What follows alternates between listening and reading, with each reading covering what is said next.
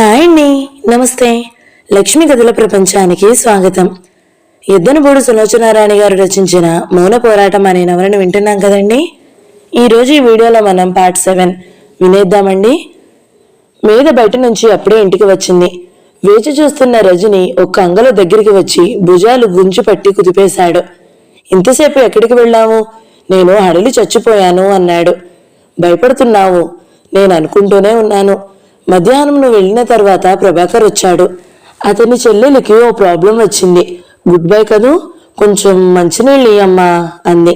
అతను వెళ్ళి మంచినీళ్ళు తెచ్చాడు. గ్లాస్ ఎత్తి చూపిస్తూ, ఈ నీళ్లు నేను ఎత్తిన పోయాలి అనిపిస్తుంది అన్నాడు. ఓయ్ 6 నెలలు సావాసం చేస్తే వారు వీరవుతారట. నా బుద్ధులు నీకు వచ్చేస్తున్నాయి. మీద బ్యాగ్లో నుంచి పుస్తకం తీసి ఇచ్చింది. అరవింద మహర్షి రాసిన పుస్తకం అది. నువ్వు మొన్న షాపులో అడిగితే లేదన్నాడుగా. నేను ప్రభాకర్ వస్తుంటే పుస్తకాల షాపు వచ్చింది. నేను అందులోకి వెళ్ళి వెతికాను. ఇది కనిపించింది, తెచ్చాను. కోర్స్ నా దగ్గర డబ్బులు తక్కువ పడితే ప్రభాకర్ అప్పు ఇచ్చాడు. అతనికి 20 రూపాయలు ఇవ్వాలి, గుర్తుపెట్టుకో అంది. రజని ఏ పుస్తకం తీసి నోట్ చేసి రాశాడు. మీద వంటింట్లోకి వెళ్ళింది. టీ తాగలేదా? అసలు గుర్తు రాలేదు. నువ్వు రాలేదు, ఏం చెయ్యాలా అని ఆలోచిస్తున్నాను. పారిపోవాలని ఆలోచనలు వచ్చాయా? రాలేదు. వెరీ గుడ్ అంది.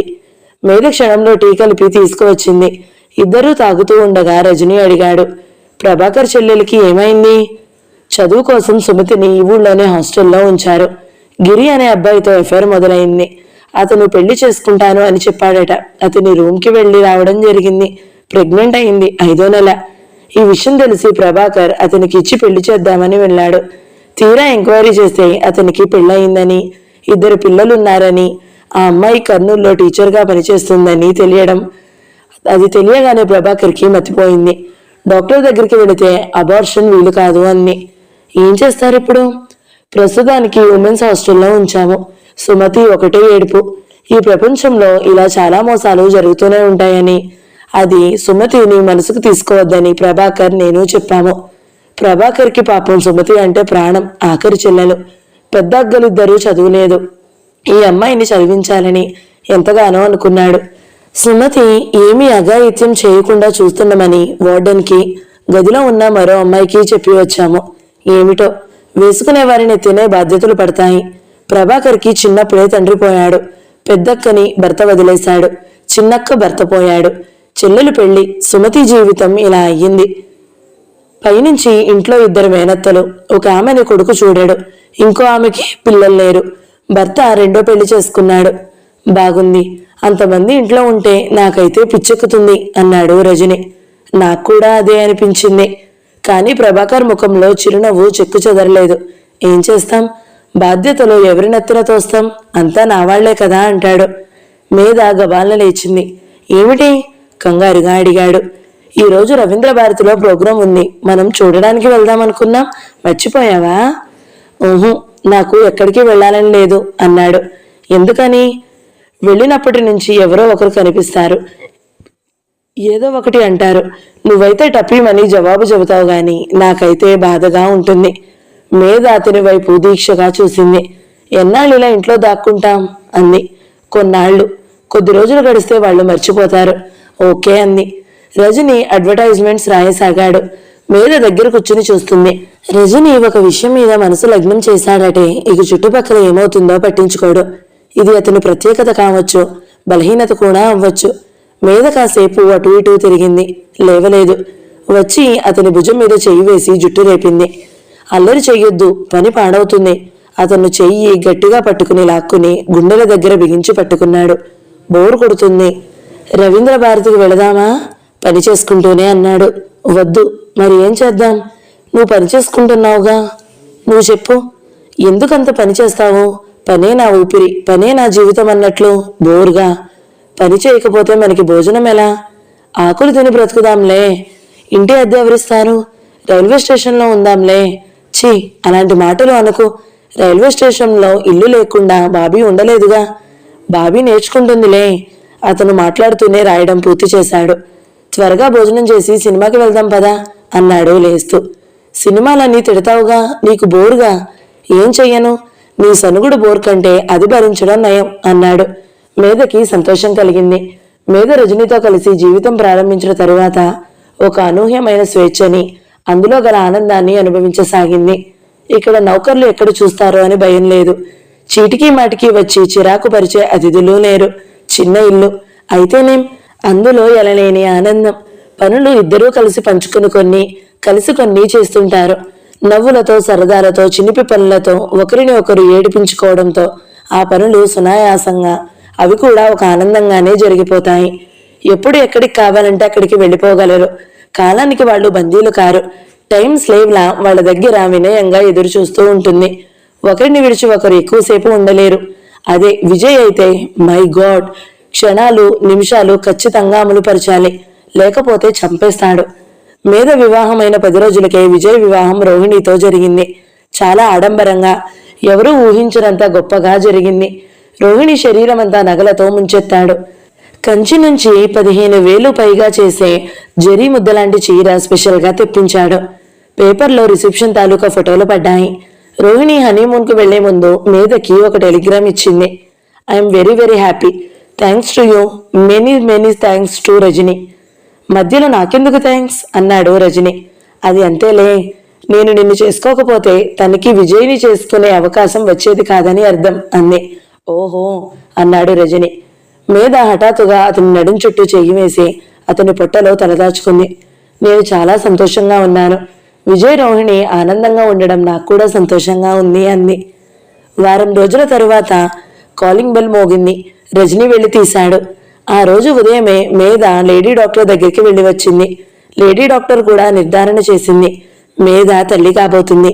రజని ఇది వినగానే అమాంతం చేతులతో ఆమెను ఎత్తేశాడు. ఎలా అనిపిస్తుంది అంది నవ్వుతూ. చాలా ఆనందంగా. చెప్పలేకపోతున్నాను అన్నాడు.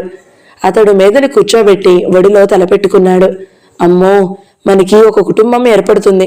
లాభం లేదు. నేను డబ్బు సంపాదించాలి. నీ గారాభం కాస్త తగ్గించు. మరీ సోమరిపోతుల్లా అయిపోతున్నాను అన్నాడు. మేధ ఫక్కున నవ్వింది. బాధ్యత గల గృహస్థుడిగా మాట్లాడకు. నాకు బోర్ కొట్టేస్తుంది. పిల్లలు పుట్టినా ఎదిగినా మనం మాత్రం ఇలాగే నవ్వుతూ తుళ్ళుతూ ఉండాలి అంది. ఇంతలో కాలింగ్ బెల్ మోగింది. రజనీ లేచి చెదిరిన జుట్టుని వేళ్లతో సరిచేసుకుంటూ వెళ్లి తలుపు తీశాడు. గుమ్మంలో ఎదురుగా ప్రభాకర్ కనిపించాడు. నేను మిమ్మల్ని డిస్టర్బ్ చేయడం లేదు కదా? వాళ్ళు ముఖాలు చూసుకుంటూ అన్నాడు. ఊహు అంది మేధ. ప్రభాకర్ 2 చేతుల్లో సంచులున్నాయి. అవి తెచ్చి లోపల పెట్టాడు. ఒక సంచి నిండా తాజాగా నవనవలాడుతున్న కూరలు, మరో సంచి నిండా దానిమ్మకాయలు, బత్తాయిలు, సపోటాలు ఉన్నాయి. మా దొడ్లోవి మీకు తాజాగా దొరకవుగా. సుమతి కోసం మా అక్క సున్నుండలు చేసింది. మీకు కూడా తెచ్చాను. మీకిష్టమేనా అన్నాడు. మీద తలూపింది. మేమిప్పుడే సెలబ్రేషన్స్ లో ఉన్నాము. అసలు నేను స్వీట్స్ తీసుకురావడానికే వెళ్ళాలి అనుకుంటున్నాను. ఇంతలో మీరు వచ్చారు అన్నాడు రజని. సెలబ్రేషనా? ఏమిటి విశేషం అన్నాడు ప్రభాకర్. మీద రజని ఇద్దరూ ముఖాలు చూసుకున్నారు. నేను తండ్రిని కాబోతున్నాను అన్నాడు రజని. నిజంగానా? కంగ్రాచులేషన్స్. ప్రభాకర్ స్వీట్స్ తనే స్వయంగా తీసి రజనీకి మేధకి ఇచ్చాడు. ఈ శుభవార్త తెలుసుకున్న మొదటి వ్యక్తి మీరే. మేధ అతనికి ఒకటి తీసి ఇచ్చింది. అరెరే, నిజంగానా? ప్రభాకర్ ముఖం ఆనందంతో వెలిగిపోయింది. మేధ అతన్ని కూర్చోమని వెళ్లి కాఫీ చేస్తుంది. రజనీ వెంటే లోపలికి వచ్చాడు. ఇతను కాస్త ఆగి వస్తే బాగుండేది. మన ఆనందం పాడు చేశాడు. రజనీ సనిగాడు. పాపం అలా అనుకో, చాలా మంచివాడు. అనుకోకుండా మనకి స్వీట్స్ కూడా తెచ్చాడు కదా అంది. మీద కాఫీ తీసుకుని వెళ్ళిపోతుంటే రజనీ చెయ్యి పట్టి లాగి ఆపు చేశాడు. ఏమిటి అంది. నీకు మంచివాళ్ళంటే చాలా ఇష్టమా? అవును. ఏం లేదులే. నేను అంత మంచివాడినే అవునా కాదా అని బేరేజు వేసుకుంటున్నాను. మీద అతని ఛాతి మీద చెయ్యానించింది. నువ్వు మంచివాడివై ఉంటావు. మంచితనం నన్ను అయస్కాంతంలా ఆకర్షిస్తుంది. లేకపోతే నేను దగ్గరగా రాను. నిన్ను పెళ్లి చేసుకోను అని వెళ్ళిపోయింది. తను కూడా వెళితే ఎక్కడ కబుర్లు ఎక్కువవుతాయో అతను అలాగే కూర్చుండిపోతాడోనని రజని వంటింట్లోనే ఉండిపోయాడు. మేధా ప్రభాకర్ల మధ్య అతను కాఫీ తాగుతుంటే సుమతి కబుర్లు వచ్చాయి. అతను ఆందోళన నిండిన స్వరంతో చెప్పాడు. సుమతిని చూస్తే నాకు భయంగా ఉంది. దానికి ధైర్యం చెప్పలేకపోతున్నాను. కష్టంగా ఉంది. తను మోసపోయానే అనే దుఃఖంతో మంచి చెప్పినా బయటపడలేకపోతుంది. హాస్టల్లో ఉంచవద్దని తీసుకువెళ్ళిపోమని వార్డెన్ ఉత్తరం రాసింది. మొన్న పిట్టగోడ మీద నుంచి దూకి పడబోయడానికి ప్రయత్నించిందట. అదృష్టవశాత్తు ఒక అమ్మాయి చూసి ఆపింది. మా పెద్దత్తయ్యని తీసుకుని వచ్చి ఇక్కడే ఏదో ఒక చిన్న ఇల్లు తీసుకుందాము అనుకుంటున్నాను. డెలివరీ అయ్యే వరకు ఎవరికీ తెలియకుండా ఏదో ఒక తంటాలు పడాలి.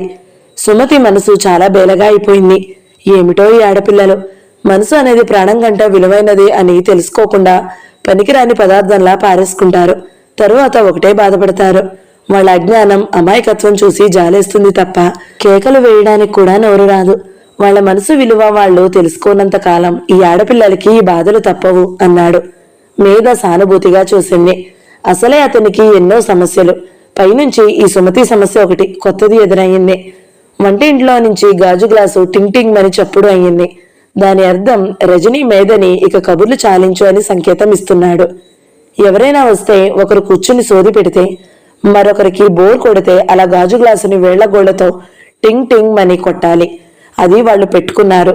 ఆ వ్యక్తితో మాటలు ఆపేసి ఆ క్షణం పంపేయాలని ఇద్దరు అనుకున్నారు. మీద వంటింట్లోంచి గాజు గ్లాసు టింగ్ టింగ్ అని వినిపిస్తుంటే మాటలు ఆపేసి గడియారం వంక చూసింది. అబ్బా, టైం చాలా అయ్యిందే అంది. అవునవును, నేను చాలాసేపు కూర్చుండిపోయాను సుమా. ప్రభాకర్ నొచ్చుకుంటూ లేచాడు. నేను కూడా సుమతితో చెబుతానులేండి అంది మీద. తప్పకుండా చెప్పండి ప్లీజ్. మీరు ఓదార్పు మాటలు బాగా చెబుతారు. మీకు నా కృతజ్ఞతలు. అప్పటికే మీరు నాకు చాలా సాయం చేశారు. లేడీ డాక్టర్కి చూపించడం, మాట్లాడడం అదంతా నా వల్ల అయ్యేది కాదు. మా ఇంట్లో అక్కయ్యలు అత్తయ్యలు ఉన్నారంటే వారికి ఏడవడం తప్ప ఇంకేమీ తెలియదు. ఇంకోసారి వారి భయాలతో నాకు పిచ్చెక్కిస్తుంటారు. వస్తాను. అతను వెళ్ళబోయి తిరిగి వచ్చాడు. చెప్పడం మర్చిపోయాను అన్నాడు. ఏమిటి అంది. మీకు నచ్చుతుందో లేదో ఇది చూడండి. అతను జేబులో నుంచి కాగితాలు తీస్తూ అన్నాడు.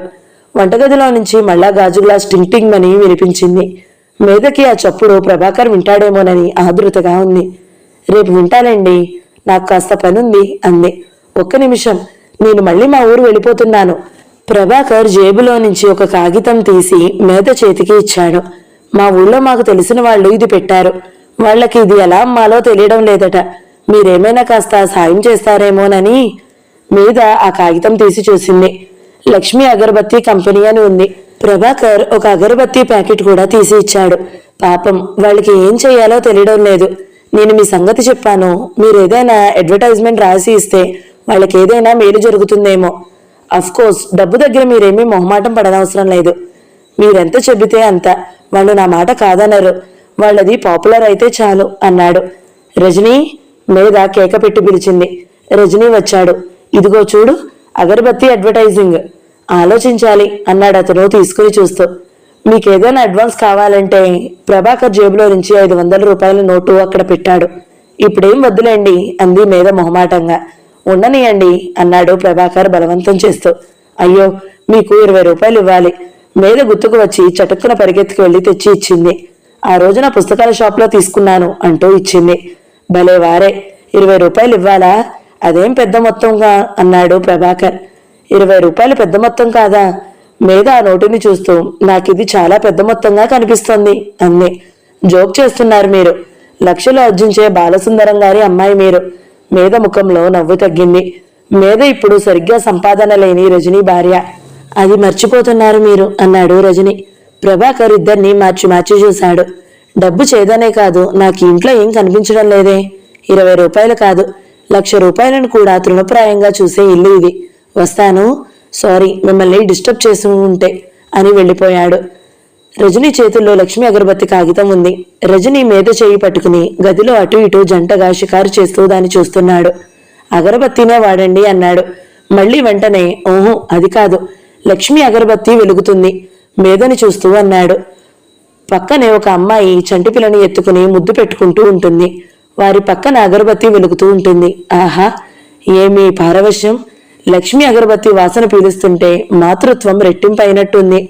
మీద అతను అనే తీరికి విరగబడి కిలకిలా నవ్వింది. రజనీ కూడా నవ్వాడు.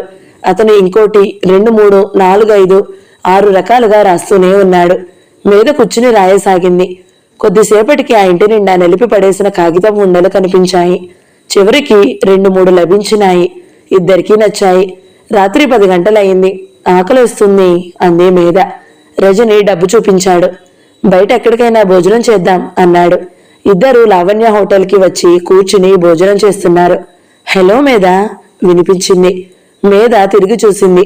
ఎదురుగా క్లాస్మేట్ భవానీ కనిపించింది. అతని వెంట సూట్ వేసుకున్న మరో వ్యక్తి ఉన్నాడు. Meet my husband Sudheer. MRCC లండన్లో చేశాడు. మేము ఎల్లుండి వెళ్తున్నాం. నువ్వు పెళ్లి చేసుకున్నావని విన్నాను. మేధ రజనీని చూపించింది. ఇడుగో రజనీ. ఏం చేస్తున్నారు? అడ్వర్టైజింగ్ కంపెనీలో. ఓ అంది రజనీని యగాదిగా చూస్తూ భవానీ. సుధీర్ ముభావంగా కరచలనం చేశాడు. వాళ్ళు వెళ్తుంటే పూర్ గర్ల్ మీద ఏ బిజినెస్ మ్యాగ్నెట్నో ఎంఆర్సీపీనో చేసుకుంటుంది అనుకున్నాము అనడం వినిపించింది. మేధ భుజాలు ఎగరేసింది. పూర్ గర్ల్, ఆ మాట అనాల్సింది నేను. ఆ సుధీర్ నాకు తెలుసు. అతనికి ఆడవాళ్లంటే చచ్చేంత అనుమానం. నరకం పెడతాడు. అతన్ని పెళ్లి చేసుకుందామనుకున్న రాజేశ్వరి బాధపడలేక మానేసింది అంది. ఎవరికి చెబుతున్నావు ఈ వివరాలు అన్నాడు రజని. అతని ముఖంలో బాధ రెపరెపలాడడం మేధ గమనించకపోలేదు. ఇద్దరు ఇంటికి వచ్చారు. మేధ త్వరగానే నిద్రపోయింది. మధ్యలో ఎందుకో మెలకువ వస్తే పక్కన రజనీ లేడు. రజనీ పిలిచింది, పలకలేదు. రజనీ ఇంకోసారి పిలిచింది. అతను దూరంగా డైనింగ్ టేబుల్ దగ్గర కూర్చుని ఉన్నాడు. ఏమిటలా కూర్చున్నావు అంది దగ్గరికి వస్తూ. అతను అగరబత్తికి అడ్వర్టైజ్మెంట్ రాస్తున్నాడు. ఇందాక మనం చూసి ఓకే చేశాం కదా అంది. నిద్ర రావడం లేదు, అందుకని రాస్తున్నాను. నిద్ర ఎందుకు రావడం లేదు? తెలీదు. నాకు తెలుసు. మేధ డైనింగ్ టేబుల్ మీద కూర్చుంది. రాత్రి హోటల్లో భవానీ అన్న మాటలు నిన్ను నమిలేస్తున్నాయి కదూ? కాదు. మరి? అతను తలెత్తి చూశాడు. చెప్పు. అతను మాట్లాడలేదు. మళ్ళీ అతను రాసుకోసాగాడు. చెప్పు అరిచింది. నువ్వు నిద్రలో డాడీ, మమ్మీ నన్ను క్షమించండి అని ఏడుస్తున్నావు. My God. మేధ నోటి మీద చేయి పెట్టుకుంది. క్షణంసేపు మౌనం రాజ్యం చేసింది.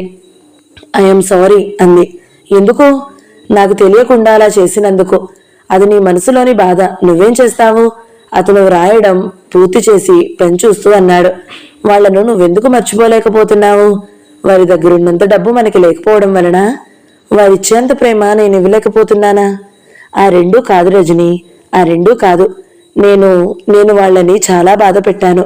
మేధ తగ్గు స్వరంతో దగ్గొత్తితో అంది. వారికి బాధ కలిగితే నేను తప్ప ఎవరు ఓదారుస్తారు? వాళ్ళు ఒంటరి వాళ్ళయ్యారు. ఆ ఒంటరితనం గుర్తుకు వస్తే నాకు బాధగా ఉంది. అంతకంటే ఇంకేం లేదు. నేను నీ దగ్గర చాలా ఆనందంగా ఉన్నాను. ఎంత ఆనందంగా ఉన్నానంటే నాకు దేనికి లోటుగా అనిపించడం లేదు. నిజం, నన్ను నమ్ము. నిజం రజనీ.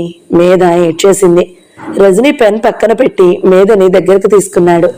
అతను ఆత్మీయ స్పర్శతో అతను మేధ జుట్టుని నిమరడంతో అతనిలో ఏర్పడిన అభిప్రాయ భేదం తొలగిపోయిందని మేధకి అర్థమయ్యింది. కొద్ది రోజుల్లోని ఊరు పేరు లేని లక్ష్మీ అగరబత్తి రజనీ నైపుణ్యం వల్ల అందమైన అడ్వర్టైజ్మెంట్స్ తో చూపడం వలన అందరినీ ఆకర్షించసాగింది. క్రమంగా జనాలు షాపుల్లో వాటి కోసం ప్రత్యేకంగా అడగసాగారు. ఊహించలేని మార్పుకి లక్ష్మీ అగరబత్తి ప్రొపరైటర్ ప్రభాకర్తో కలిసి రజనీని స్వయంగా కలవడానికి వచ్చాడు. మేధని చూస్తూ, అమ్మా ఇదంతా మీ ఆయన చేతి చలవే అంటుంటే మేధ ఎంతో ఆనందంగా అనిపించింది తనకి. రజనీలో ఉన్న ఈ నైపుణ్యం అందరికీ తెలియడం మేధకి గర్వకారణంగా అనిపిస్తుంది. వెంకట్రామయ్య గారు సంతోషంతో మరికొంత పైకం ఇచ్చి వెళ్ళాడు. మేధ డబ్బు చూస్తూ అంది. రజనీ, మనమే సొంతంగా అడ్వర్టైజింగ్ ఏజెన్సీ ఎందుకు ఓపెన్ చేయకూడదు అంది. గుడ్ ఐడియా, కానీ బాధ్యత చాలా ఎక్కువ అన్నాడు రజనీ. బాధ్యతకి భయపడే మనిషి జీవితంలో ఏదీ చేయలేడు. నేను కృషి చేస్తాను. లాభం వస్తే సంతోషించు, నష్టం వస్తే నన్ను సతాయించకూడదు మరి తను అన్నాడు. మేధ పక్కున నవ్వింది. నువ్వు చాలా జాగ్రత్త పరుడువని, ఏ విషయమూ నీ మీద బాధ్యత లేకుండా తెలివిగా చూసుకుంటావు. నీ ఈ తెలివితేటలు జాగ్రత్తగా ఎలా వచ్చుంటాయి? బుగ్గన చేయి పెట్టుకుని అతన్ని చిరునవ్వుతో చూస్తూ అంది. నాకు తెలియదు. చిన్నప్పటి నుంచి ఎవరూ లేకుండా ఒంటరిగా పెరగడమే కారణం అవ్వచ్చు. మేధ అతన్ని చూస్తూ ఆలోచనగా అంది. నువ్వు ఆ పుస్తకాలు విపరీతంగా చదవడానికి, అవే నీ లోకం అనుకోవడానికి కూడా ఇదే కారణమేమో కావచ్చు. నా చుట్టూ ఉన్న లోకంలో నాకెవ్వరితోనూ సంబంధం లేదు. ఆ పుస్తకాలు చదువుతుంటే ఆ లోకంలో నాకు హాయిగా ఉంటుంది. ఇప్పుడు అలాంటిదేం లేదు. అతను చేయి చాచి మేధ చేతిని గుప్పిట్లోకి తీసుకుని వేళ్లతో మూసేస్తూ, ఈ ఒంటరి ప్రయాణికుడికి ఒక దేవత అండగా తోడుగా దొరికింది. దానితో నా జీవితమే మారిపోయింది. ఇప్పుడు ఈ జీవితం అద్భుతంగా ఉత్సాహంగా ఉంది. ఓహో, పొద్దుట ఏ భర్త అయినా ఇంత మంచి కాంప్లిమెంట్ ఇస్తే భార్య ఎంత సంతోషపడుతుందో తెలుసా? తెలుస్తుంది. అతను మీద ముఖంలోకి చూస్తూ అన్నాడు. ఎలా? నీ కళ్ళు చూస్తుంటే అతను క్షణమాగి తగ్గుస్వరంతో అన్నాడు, మీద రోజు రోజు నువ్వు మీ మమ్మీ డాడీ దగ్గర నుంచి ఉత్తరం వస్తుందోనని ఎదురు చూస్తున్నావే, అది నాకు ఎలాగో అనిపిస్తుంది. నువ్వు ఎన్నో వదులుకుని వచ్చేసావు. నీకు వీలైనంతగా మీ అమ్మా నాన్నల దగ్గరున్న జీవితం ఇవ్వాలని నా తాపత్రయం. దానికి నేను ఎంతైనా కష్టపడతాను. అతను మీద వడిలో తల ఆనించుకున్నాడు. థ్యాంక్ యూ అంది మీద. భార్యాభర్తల మధ్య థ్యాంక్స్ చెప్పాల్సిన అవసరం ఉంటుందా? మీద అతని జుట్టులోకి వేళ్లు పోనిచ్చి నిమురుతూ అంది. సాధారణంగా అవసరం ఉండదు, కానీ కొన్ని ప్రత్యేక సమయాలుంటాయి. ఎంత భార్య గాని భర్త గాని మనిషిగా స్పందించే వేళలవి. అప్పుడు కృతజ్ఞతలు చెప్పడంలో తప్పు లేదు. మీద అతని మెడ చుట్టూ చేయి వేసి అతన్ని వక్షస్థలానికి అడ్డంగా తీసుకుంది. రజని, నేను సుఖంగా లేనని నువ్వు ఎందుకు అనుకుంటున్నావు? నేను చాలా సుఖంగా ఉన్నాను అంది. ఆమె పెదవులు ఆవేశంతో అతని పెదవుల్ని చుమ్మించాయి. ఆ స్పర్శలో ఆమె ఎంతో అతనికి చెప్పాలని ప్రయత్నిస్తున్నట్లుగా ఉంది. రాత్రివేళ అయినప్పుడు ఒక్కోసారి నిద్రలో మెలకువ వచ్చినప్పుడు మీద ముడుచుకుని రజనీకి మరింత దగ్గరగా జరుగుతుంది. అతను నిద్రలోనే తెలియకుండానే చేయి చాచి మీదని దగ్గరకు లాక్కుంటాడు. కోర్కెతో వేగినప్పుడు అతని ఛాతీ మీద, అది తీరిన మనసు శరీర తృప్తిపడి చెమటలు వచ్చినప్పుడు అలసి అతని మోచేతి వంపులో ఆనందంతో, అలసిన శరీరం ఎనలేని తృప్తితో అనిర్వచనీయమైన మత్తు ఊయలలో ఊగుతున్నట్టు పరవశం పొందే మనసు. అతని స్పర్శ, సాన్నిహిత్యం మీదని సర్వం మరిపిస్తున్నట్టుగా ఉంటాయి. రజనీ, రజనీ, రజనీ. మనసు శరీరం రెండు అతన్ని విడిచి ఒక్క క్షణం కూడా ఉండలేనట్టుగా అనిపిస్తాయి. తన ఒంటరితనానికి, అన్వేషణకి అదృష్టంగా దొరికిన వ్యక్తి రజని. మీద మనసావాచ తన జీవితంలో ఐక్యమైపోయింది. డబ్బుండడం లేకపోవడం తనకి ఒక లోటు గాని, దానికి అంత ప్రాధాన్యత ఇవ్వాలని గాని అనిపించడం లేదు. అప్పుడప్పుడు మీద అతన్ని, ఇతను నా జీవితంలోనికి వచ్చాడు, ఇంత సంతోషం కలిగిస్తాడని ఎప్పుడూ అనుకోలేదు అని ఆలోచిస్తున్నట్లుగా అలాగే అతని వైపు చూస్తుంటుంది. ఒకసారి రజని, ఏమిటి అలా చూస్తున్నావు అన్నాడు చిరునవ్వుతో. నిన్నే. ఎందుకు అప్పుడప్పుడు అలా చూస్తావు? నేను చాలా సంతోషంగా ఉన్నాను. ఎంత సంతోషంగా ఉన్నానంటే అప్పుడప్పుడు నాకే భయం వేస్తుంటుంది. భయమా? ఎందుకు? అతను విచిత్రంగా చూశాడు. మీద సీరియస్గా చూసింది. ఏమో తెలియదు రజని, భయం మాత్రం వేస్తుంది. బహుశా ఎవరినైనా మనకంటే మిన్నగా ప్రేమిస్తే వాళ్ళని ఎక్కడ పోగొట్టుకుంటామో అని భయం వేస్తుంది కాబోలు. పిచ్చి పిచ్చి ఆలోచనలు మానేయి చిట్టిదల్ని. లోపల పాపాలు భయపడుతుంది అతను మందులింపుగా అన్నాడు. భయపడుతుంది అంటున్నావు, ఆడపిల్లన్ని గ్యారంటీయేనా? మీద మళ్ళీ నవ్వింది. ఎంత నమ్మకం నీకు అంది. నువ్వు దగ్గరకు వచ్చి కూర్చుని ఇలా నవ్వుతూ కబుర్లు చెప్పిస్తుంటే నేను పని చేయలేను బంగారు తల్లి. రజనీ పెన్ పక్కన పెట్టేసి అన్నాడు. అదేం చిత్రం, నువ్వు పక్కనుంటే నేను రెట్టింపు పని చేయగలుగుతాను. అది నీ గొప్పతనం, ఇది నా బలహీనత. మీద అతని బుగ్గని పట్టుకుని సాగదీస్తూ, అలాగా అమ్మా అంది. ఇదేమిటి అన్నాడు బుగ్గని వదిలించుకోకుండానే. పాపాయి పుట్టబోతుందిగా, ఎలా ఆడించాలా అని ప్రాక్టీస్ చేస్తున్నాను. నిజంగా? అయితే నేను చేస్తాను. రజని వెంటనే లేచి మేదని రెండు చేతుల మధ్య ఎత్తేసి, మా తల్లిగా, మా బంగారు కొండగా, డాడీ పనిచేసుకుంటున్నాడమ్మా, అల్లరి చేయకమ్మా. డాడీ బజార్కి వెళ్ళి చాక్లెట్ తెచ్చిస్తాడుగా, అచ్చు చిన్నపిల్లని అన్నట్టు అంటుంటే అతని మెడ చుట్టూ చేయి వేసి మీద విరగబడి నవ్వసాగింది. మీద అలా నవ్వుతుంటే అతనికి ఇంకా ముద్దు చేయబుద్ధి చేసింది. ఇంతలో కాలింగ్ బెల్ మోగింది. ఎవరో వచ్చారు, దించు నన్ను అంది మీద. నేను దించను. కాలింగ్ బెల్ మళ్ళా మోగింది. అబ్బా, నీకు పుణ్యం ఉంటుంది, వదులు బాబు. మరి ఇంకెప్పుడు పని చేయించుకుంటున్నప్పుడు డిస్టర్బ్ చేయనని చెప్పు. ఓ, ఇప్పటికి సరే. అతను దించి వేయిపోయిన వాడల్లా ఆపాడు. అంటే అమ్మాయి మీద, అబ్బాయి రజనీకాంత్ తలుపులు బాదుతూ వినిపించాయి. చచ్చాం, ప్రభాకర్ వాళ్ళ అత్తయ్య సుందరమ్మ గారు అంది మీద. సుందరమ్మ గారా? అయితే నిన్ను వదిలేయాల్సిందే. ఆవిడ గొంతు ఒక ఫ్యాక్టరీ సైరన్. తలుపులు తీయకపోతే బిల్డోజర్లా తలుపులు విరగ్గొట్టుకుని వచ్చేస్తుంది. తలుపులు విరిగితే ఇంటాయనతో పడలేము. రజనీ సణుక్కుంటూ మీదని దించేశాడు. మీద వెళ్లి తలుపులు తీసింది. ఆవిడ లోపలికి వస్తూ, పగలే ఇలా తలుపులు బిడాయించుకుని కూర్చుంటారేమర్రా, మా రోజుల్లో అయితేనా? ఆవిడ మాటికి ఆవిడ చిన్ననాటి సంగతులు చెబుతూ ఉంటుంది. మీ రోజుల్లో ఇంతగా దొంగలు లేరుగా పిన్నిగారు. ఇక్కడ తలుపులు వేయకపోతే పగలే వాళ్ల హడావిడి ఎక్కువ అంది మీద నవ్వుతూ. ఆవిడను చూడగానే రజనీ పేపర్లు పెన్ను తీసుకుని పక్క గదిలోకి గబగబా వెళ్లిపోయాడు. మీద, సుమతికి నొప్పులు వస్తున్నాయంటమ్మా. ప్రభాకర్ ఇంటికి రాలేదు. నాకేమిటో చాలా కంగారుగా ఉంది. ఏం చెయ్యాలో ఏం పాలుపోవడం లేదు. అందుకే నీ దగ్గరికి వచ్చాను తల్లి అంది ఆవిడ ఆతృతగా. అలాగా, అయ్యో వెంటనే చెప్పరేం మరి, ఇప్పుడే వస్తాను, ఒక క్షణం. మేధ లోపలికి వెళ్ళింది. రజనీ అంది. విన్నాను. ఆవిడ గొంతు మైలు దూరం వినిపిస్తుంది. వెళుతున్నావా? డాక్టర్ జయలక్ష్మి దగ్గరికి తీసుకువెళ్ళి చూపించి వస్తాను. కాన్పు కష్టమవుతుందని, సిజేరియన్ చెయ్యాలని ఆవిడ ముందే హెచ్చరించింది. గబగబా చెప్పులు వేసుకుంటూ అంది. వెళతాను. దగ్గరకు వచ్చి రజనీ బుగ్గ మీద ముద్దు పెట్టుకుంది.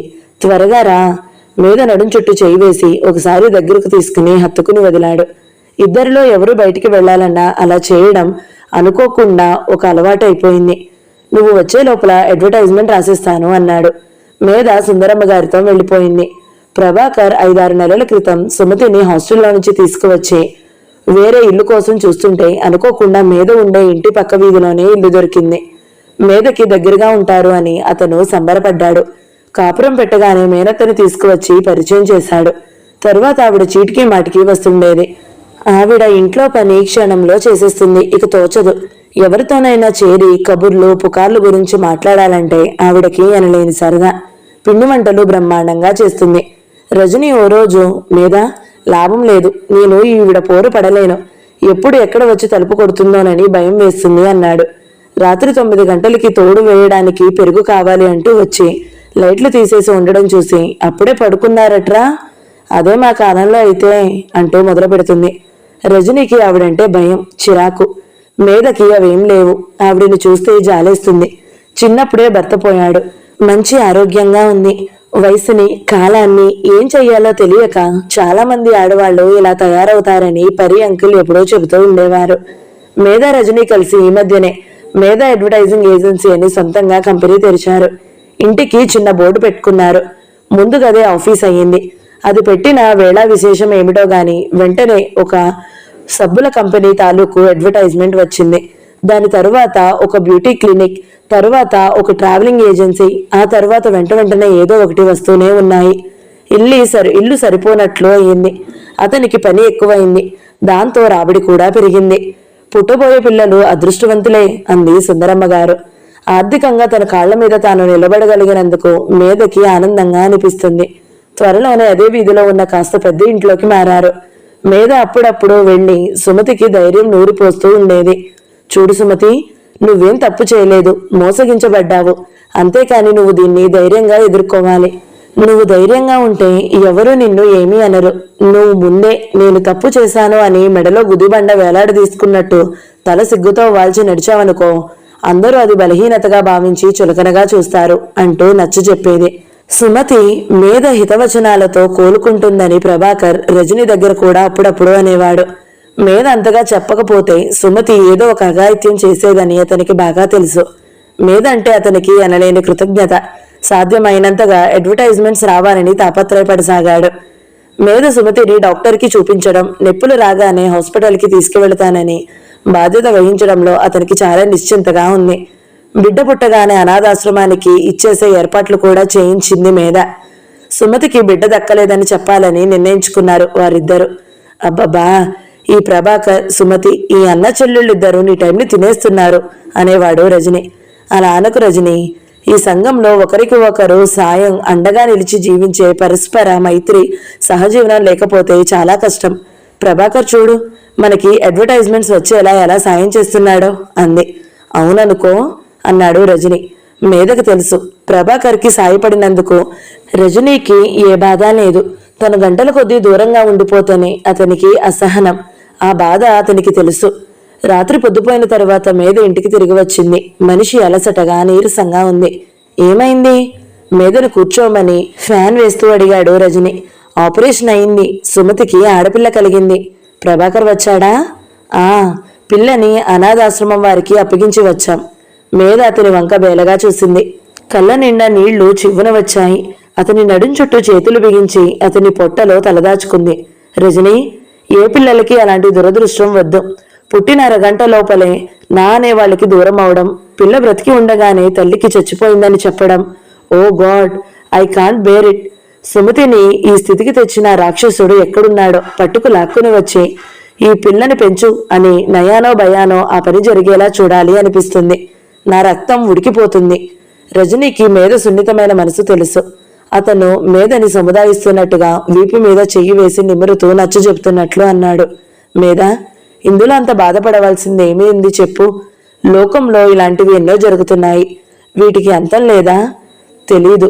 పురుషుడు ప్రేమలో స్వేచ్ఛను కోరుకుంటాడు, స్త్రీ బాధ్యత కూడా కావాలంటుంది. ఈ రెండిటికి లంగరు అందడం లేదు. అతను హఠాత్తుగా మీద భుజాన్ని పట్టి బలవంతంగా ఎత్తి ఆమెను మోచేతి దూరంలో పెట్టి ఆనందంగా చూస్తూ, ఈ రోజు నువ్వు వెళ్లిన తర్వాత ఒక అద్భుతం జరిగింది అన్నాడు. ఏమిటది? తడిసిన కళ్ళు ఒత్తుకుంటూ అడిగింది. జనరంజన్ సిమెంట్ కంపెనీ వారు వచ్చారు. అడ్వర్టైజ్మెంట్ కావాలట. పెద్ద ఆఫర్. దాదాపు అగ్రిమెంట్ పూర్తయింది. ఇదిగో పత్రాలు, ఒప్పందాలు తయారు చేశాము. పెద్ద ఆఫర్. అతను ఉత్సాహంగా వెళ్లి కాగితాలు తెచ్చాడు. మేధని ఒడిలో కూర్చోబెట్టుకుని చదివి వినిపించాడు. నిజంగానా అంది నమ్మలేనట్టు. నిజం అన్నాడు అతను. ఆ రాత్రి మీద పడుకున్న మాటే గాని మాటి మాటికి ఆ శిశువే గుర్తుకు రాసాగింది. మనసంతా బాధగా ఉంది. ఆ శిశువుని తనని కన్నవాళ్ల అవసరం లేదన్నట్టు దూరంగా తీసేశారు. మేధ ఆలోచిస్తుంది. తనేం చేసింది? తన తల్లిదండ్రులను వదిలేసి వచ్చింది. ఈ ఆలోచన రాగానే మేధ మనసులో బాధ రెట్టింపయింది. వారికి దగ్గర అవడం ఎలా? ఎన్నాళ్ళు ఈ దూరం? ఎప్పటికీ వారి ఆగ్రహం తగ్గుతుంది? ఎప్పటికి తన మనసు వారికి అర్థమవుతుంది? అయ్యో, నెలలు గడిచిపోతున్నాయే. మేధకి ఏడుపు వచ్చేస్తుంది. తను చదువు మానిందన్నందుకు గాని, టీటీ వదిలేసినందుకు గాని, డాన్స్ మర్చిపోయినందుకు గాని, డబ్బు లేకుండా నిరాడంబరంగా ఉన్న జీవితం గడుపుతుందని గాని మేధకి ఏమాత్రం బాధలేదు. తల్లిదండ్రులు గుర్తుకు వస్తే మాత్రం మనసు ఆవేదనతో గిలగిలలాడుతుంది. వారికి ఎలా చేరువవ్వాలి? ఏం చేస్తే కోపం పోతుందా? వారు తన పట్ల ప్రసన్నత అవుతారా అని ఆలోచించసాగింది. మొదట్లో మేధకి తన ఈ వివాహాన్ని తల్లిదండ్రులు తప్పక ఆమోదిస్తారు అని నమ్మకం ఉండేది.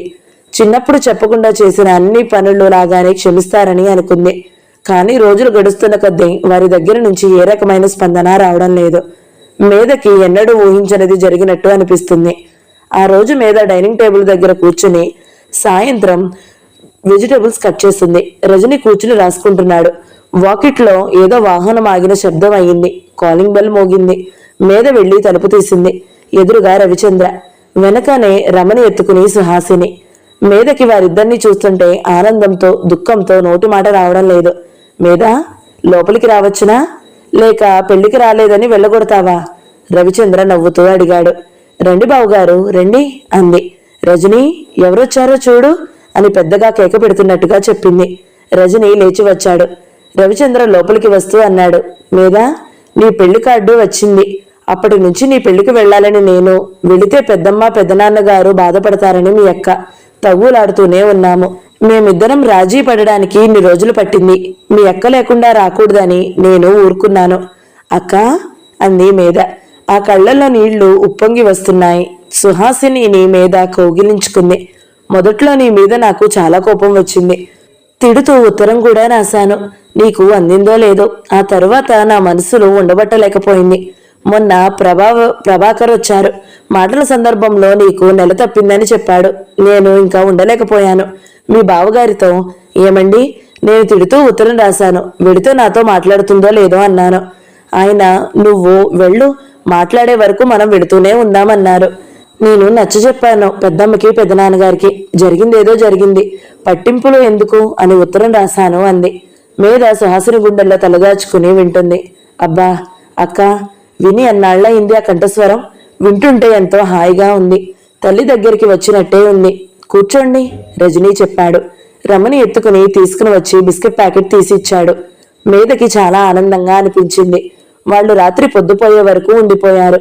సుహాసిని వెంట తెచ్చిన పళ్ళు, పూలు, చీర, జాకెట్, బొట్టు పెట్టి ఇచ్చింది. ఇవన్నీ ఎందుకక్కా అంది. అలా అనుకు, నిన్ను మా ఇంటికి తీసుకువెడదామనుకున్నాను, కానీ ఇప్పుడు కాదు. పెదనాన్నగారు వచ్చిన తర్వాత మొదట వాళ్ల దగ్గరికే వెళ్ళి నా దగ్గరికి రావాలి. మీద వాళ్ళని భోజనానికి ఉండమని అంది. ముందు గబాల్న వెళ్లి టీ కప్పు తెచ్చి ఇచ్చింది. రవిచంద్ర తాగి ఆశ్చర్యపోతూ, మీద నువ్వు ఇంత బాగా టీ కలపడమా? నేను నమ్మలేకపోతున్నాను. ఎప్పుడు నేర్చుకున్నావమ్మా అన్నాడు. ఇదిగో మా గురువర్యులు రజనీని చూపిస్తూ అంది. నేను నేర్పిన మాట నిజమే గాని గురువును మించిన శిష్యురాలైపోయింది. నేనే ఆశ్చర్యపోతున్నాను అన్నాడు రజని. మా మీద ఏ విషయం చేతబట్టినా ఫస్ట్న ఉండాల్సిందే. అంది సుహాసిని. మీద వంటింట్లోకి వెళ్లి వంట చేస్తుంటే సుహాసిని లోపలికి వచ్చింది. నేను చేస్తానులే అక్క అంది. చాలే, పెద్దదాన్ని నేనుండగా నీ చేత చేయించడమా అంటూ సుహాసిని కొంగు దోపి వంటలోకి దిగింది. ఇద్దరు తల్లిని గురించిన కబుర్లే చెప్పుకున్నారు. వాళ్ళు బొంబాయిలో వెళ్లిన తర్వాత ఉత్తరం రాయడం గాని ఫోన్ చేయడం గాని చేయలేదట. తనే ఉత్తరాలు రాసిందట. రవిచంద్ర ఫోన్ చేశాడట. ముక్తసరిగా మాట్లాడారట. అసలు మాట్లాడడానికి ఇష్టపడిన వారిలా ఉన్నారట. మేధ వింటూ ఉండిపోయింది. సుహాసిని అంది, మేధ, ఏమిటో పిచ్చి పిచ్చి ఆలోచనలను చేశాను, కానీ నీ సంసారం ఇంత ముచ్చటగా ఉందని అనుకోలేదు సుమా. అనవసరంగా రజని మీద నేను మండిపడ్డాను, చాలా అపోహపడ్డాను అంది. అక్క, మమ్మీకి ఉత్తరం రాయవు, వాళ్ళని చూడాలని నా మనసు తప్పిస్తుందక్క అందే మేధ కన్నీటితో. రాయకుండా ఉండగలనా? అవసరమైతే నేనే స్వయంగా వెళ్లి దెబ్బలాడైనా తీసుకువస్తాను. అయినా ఈ వార్త విన్న తర్వాత పెద్దమ్మ దూరంగా ఉంటుందా ఏంటి అంది సుహాసిని నమ్మకంగా. నువ్వే వచ్చి ఎంత మంచి పని చేశావక్క అంది మేధ. ఏమిటో మేధ, నువ్వు ఇలాంటి పెళ్లి నీ స్వయం నిర్ణయంతో చేసుకున్నావనేసరికి ఎంత కంగారు, భయం. మేధ, ఇది విన్నావా? విజయ్ నీ పెళ్లికి సాయపడ్డాడని పెదనాన్నగారు అతన్ని ముప్పు తిప్పలు పెట్టి 3 చెరువులు నీళ్లు తాగించారు. అతని పెద్ద కేసు 4-5 వేరే లాయర్కి వెళ్లేలా చేశారట. విజయ్ మేధ పెళ్లి నా చావుకు వచ్చింది అంటూ గోల పెడుతున్నాడు. విజయ్ ఎలా ఉన్నాడక్క? అతనికేం, బాగానే ఉన్నాడు. రోహిణిని చూస్తే నువ్వు నమ్మలేవు. అసలు మనకి తెలిసిన ఆ రోహిణికి ఈ అమ్మాయికి పోలికే కనిపించదు. ఎంత దర్పం, టీవీ వచ్చాయి. అప్పుడు నాతో నీ స్నేహితురాలిగా వచ్చి అక్క అని పిలుస్తూ మాట్లాడేదా? ఇప్పుడు కనిపిస్తే మాట్లాడదు. నేనే పలకరించాలి. విజయ్ భార్యని అన్నట్టు అణువున అహం వెళ్ళబోస్తుంది. దీన్నే కాబోలు నడమంత్రపు సిరి అంటారు. వాళ్ళిద్దరికీ అసలు పడడం లేదు. విజయ్ రోహిణిని నేను తొందరపడి పెళ్లి చేసుకున్నాను అని గోల పెడుతున్నాడు. అతనికి ప్రతిదీ తొందరే. చేసేని తరువాత తీరికగా బాధపడతాడు. ఆవిడ గారు లేకుండా అతను ఎక్కడికి వెళ్ళడానికి వీల్లేదు. అతని క్లయింట్స్ అందరూ రోహిణికి తెలియాల్సిందే. ఒక మాటలో చెప్పాలంటే విజయ్ ఎప్పుడూ ఎక్కడ ఉండేది, ఎవరితో మాట్లాడేది, ఏం చేస్తుండేది రోహిణికి తెలియాల్సిందే. తన భార్యలా కాకుండా సిఐడి వెంటాడుతున్నట్టే ఉందనుకో. మేధ వింటూ ఉండిపోయింది. ఆ రకంగా చూస్తే తనంత హాయిగా ఉంది, తనకి ఎంత స్వేచ్ఛ. అందరూ కలిసి భోజనాలు చేస్తుంటే రమ టేబుల్ ఎక్కి కూర్చుని నేను వడ్డిస్తాను అని అల్లరి చేస్తుంటే తప్పు, ఇది పిన్ని ఇల్లు అని సుహాసిని వారిస్తుంటే మేధ అయితే తేడా ఏమిటి అని రమని వడ్డించమంటూ ప్రోత్సహించింది. కబుర్లతో, జోక్స్తో, నవ్వులతో సందడిగా ముగుస్తున్నాయి భోజనాలు. బావగారు, మీరు విజయ్ వెళ్లి రజనీని బెదిరించారు కదూ అంది మేధ. రవిచంద్ర నవ్వుతూ, ఏం చెయ్యను మేధ, డాడీ కోరిన కోరిక వాళ్ళు ఉప్పు కారం తిన్న మనిషిగా కృతజ్ఞతతో చేయడం నా బాధ్యత. అది నేను నెరవేర్చాను. ఆ రోజు నువ్వు ఫోన్లో నా మీద కోపంగా ఉందని అన్నప్పుడే ఇదేదో నీకు తెలిసి ఉంటుందని అనుకున్నాను అన్నాడు రవిచంద్ర. ఆ రకంగా నాకు ఉపకారం చేశారు సుమా. మీరా పని చేయకపోతే రజని పారిపోయేవాడు కాదు. నేను ఇంత త్వరగా ఈ నిర్ణయానికి వచ్చేదాన్ని కాను. ఇది మీ ఉపకారమే అంది నవ్వుతూ. రవిచంద్ర వెళ్లేటప్పుడు మేధ కంగ్రాచులేషన్స్ అన్నాడు. దేనికి బావగారు? నువ్వు ఏ పని చేసినా అందులో ఫస్ట్ ఉంటావు. నీ ఏకాగ్రత, కృషి అలాంటిది. నువ్వు కోరి చేసుకున్న ఈ పెళ్లి కూడా గ్రాండ్ సక్సెస్ చేసుకున్నావు. మీ మమ్మీ డాడీ వచ్చి చూస్తే తప్పక సంతోషిస్తారు. నాకు ఆ నమ్మకం ఉంది. ఆ క్షణం కోసమే నేను ఎదురు చూస్తున్నాను బావగారు అంది మేధ. మేం కూడా ఆ క్షణం త్వరగా వచ్చేలా చేయాలని చూస్తున్నాం మేధ. మీ అక్కని బొంబాయి వెళ్ళమంటున్నాను. అవసరమైతే నేను కూడా వెళ్తాను అన్నాడు. థ్యాంక్స్ బావగారు అంది మేధ. ఆ నిమిషంలో రవిచంద్ర కళ్లల్లో వాత్సల్యం చూస్తే మేధకి పునర్జన్మ ఎత్తినట్లుగా ఉంది. మౌన పోరాటం 7వ భాగం సమాప్తం. ఈ వీడియో మీకు నచ్చినట్లయితే లైక్ చేయండి, షేర్ చేయండి, మంచి కమెంట్ పెట్టండి. ఇలాంటి మరిన్ని వీడియోల కోసం మన ఛానల్ని సబ్స్క్రైబ్ చేసుకోండి. Thank you so much for watching. నమస్తే.